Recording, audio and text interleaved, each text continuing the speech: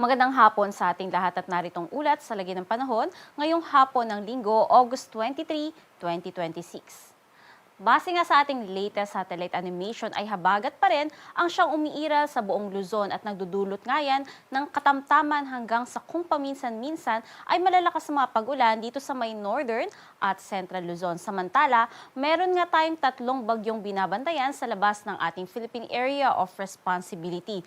Uunahin nga muna natin itong bagyo na may international name na si Typhoon Saudel. Huli nga yung namataan sa layong 1,950 kilometers silangan ng extreme northern Luzon. At may taglay na lakas ng hangin na maabot ng 165 kilometers per hour malapit sa sentro nito at pagbugso na umaabot hanggang 205 kilometers per hour. Patuloy ngayong kumikilos sa ngayon pa-northwestward sa bilis na 30 kilometers per hour.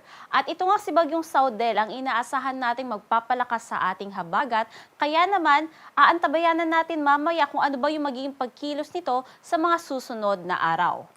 Samantalang yung ikalawa namang bagyo sa labas ng ating PAR na Tropical Depression ay huli namang namataan sa layong 1,265 kilometers silangan ng southeastern Luzon. May taglay nga yan na lakas ng hangin na umaabot ng 55 kilometers per hour malapit sa sentro at pagbugso pa na umaabot hanggang 70 kilometers per hour at patuloy nga yung kumikilos sa ngayon pa-east-northeastward sa bilis na 15 kilometers per hour. At sa nakikita nga nating pagkilos nito, maaaring sa mga susunod na araw ay sundan nito ang pagkilos ni Bagyong Saudel. Kaya naman, hindi rin natin inaalis yung posibilidad na maaari nga yang pumasok sa loob ng ating PAR. Samantalang yung ikatlo namang bagyo sa labas ng ating PAR na si Tropical Depression Genari o ito yung dating si Bagyong Neneng, huli naman niyang namataan sa layong 520 kilometers north o hilaga ng Itbayat, Batanes. May taglay na lakas ng hangin na umaabot ng 55 kilometers per hour malapit sa sentro nito at pagbugso pa na umaabot hanggang 70 kilometers per hour. At kumikilos ngayon pa-southwestward sa bilis na 25 kilometers per hour. Inaasahan na nga natin na dahil malapit na yan sa kalupaan sa silangang bahagi ng China ay posible na nga yung maglandfall sa mga susunod na oras. Kaya naman, nananatili na wala na itong direktang epekto sa alinmang bahagi ng ating bansa. At base nga sa latest forecast track ni Bagyong Saudel, inaasahan nga natin yung pagpasok na nito sa loob ng ating PAR bukas ng umaga o hapon. At posible pa nga yung mas mag-intensify o mas lumakas pa at maaaring umabot ng super typhoon category bago nga makapasok ng ating PAR.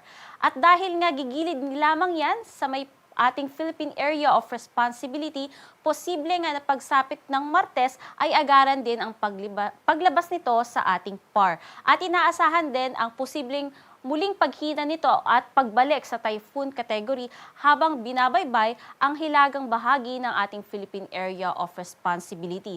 Habang kumikilos nga yan sa hilagang bahagi ng ating PAR, inaasahan na dito na banda yung pag-i-intensify niya ng ating habagat. Kaya naman starting Wednesday hanggang weekend, asahan na uli natin yung paglakas ng ating habagat at mas matataas na tsansa ng mga pag-ulan.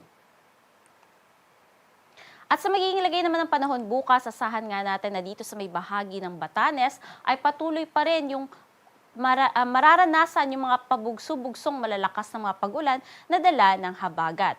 Samantalang dito naman sa may Ilocos Region, Cordillera, nalalabing bahagi ng Cagayan Valley, buong Central Luzon, kabilang din ang Cavite, Batangas, Rizal, at maging dito sa may Occidental Mindoro. Makararanas din po dyan ng matataas na tsansa ng mga pag-ulan, dala pa rin ng habagat.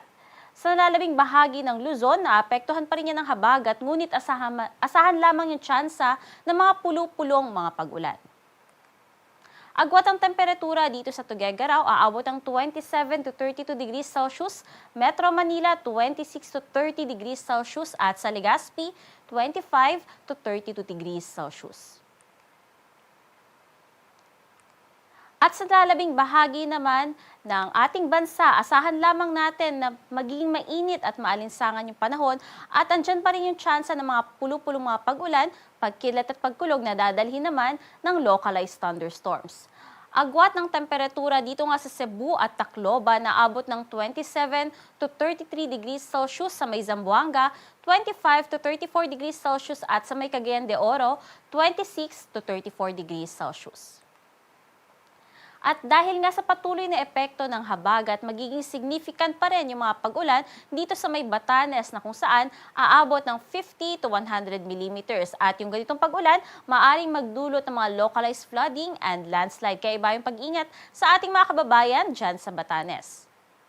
At sa magiging kalagayan naman ng ating karagatan ay wala tayong nakataas na gale warning kaya malayang maglalayag lahat ng sasakyang pandagat. Ngunit iba yung pag-iingat sa mga papalaot dito sa may hilaga at kanlurang bahagi ng Luzon dahil magiging katamtaman hanggang sa matataas ang mga pag-alon. At sa magiging lagay nga ng panahon sa susunod na 3 araw, asahan nga natin na dito sa Metro Manila maging sa malaking bahagi ng Central Luzon ay patuloy pa rin ngayong pagiging makulimlim ng kalangitan at matataas na tsansa ng mga pag-ulan sa susunod pa na 3 araw. Especially nga pagsapit ng Wednesday to Thursday na kung saan ina-anticipate na nga natin yung paglakas ng habagat natin. Ina-expect na natin na magiging pabugso-bugso na yung mga pag-ulan dito sa may Zambales at Bataan o particularly na nga sa may kanlurang bahagi ng Central Luzon. Samantalang dito naman sa may Baguio City, asahan din natin na patuloy yung magiging makulimlim ng panahon at pagsapit nga ng Thursday, mas matataas na tsansa na ng pabugso-bugso mga pag-ulan and including yung Ilocos Region, maging dito sa may Abra at sa buong Benguet. Samantalang dito naman sa Legazpi City, maganda pa yung panahon starting Tuesday up until Wednesday. Ngunit dahil nga sa paglakas ng habagat, asahan na rin natin yung tsansa o matataas na tsansa ng mga pag-ulan, especially sa malaking bahagi ng Bicol Region by Thursday. Dito naman sa may bahagi ng Visayas sa susunod na 3 araw. More on dito sa may Western Visayas ang makararanas na makulimlim na kalangitan at matataas na tsansa ng mga kalat-kalat na mga pag-ulan sa susunod na 3 araw. Although bukas maganda-ganda pa yung panahon dyan, pero pagsapit nga ng Tuesday ay anticipate na po natin yung mas matataas na tsansa ng mga pag-ulan. At sa nalalabing bahagi nga ng Visayas, asahan pa rin natin na patuloy yung pagiging mainit at maalinsangan na panahon at may chances na mga pulo-pulo mga pag-ulan lalong-lalo na nga sa hapon.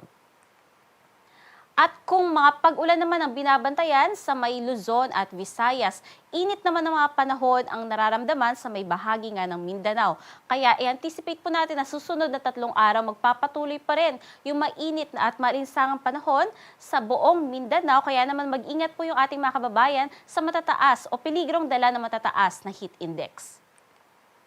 Dito sa Kalakhang, Maynila, ang araw ay lulubog ng alas 6:14 ng hapon at sisikat naman yan bukas ng alas 5:43 ng umaga. Manatiling may alam sa lagay ng panahon at bisitahin ang ating mga social media pages sa X, Facebook at YouTube at i-search lamang ang DOST Pag-asa. At para sa mga karagdagang impormasyon ay bisitahin ang ating website pagasa.dost.gov.ph at panahon.gov.ph. Yan ang latest mula dito sa Pag-asa Weather Forecasting Center. Charmaine Varilla, nag-uulat.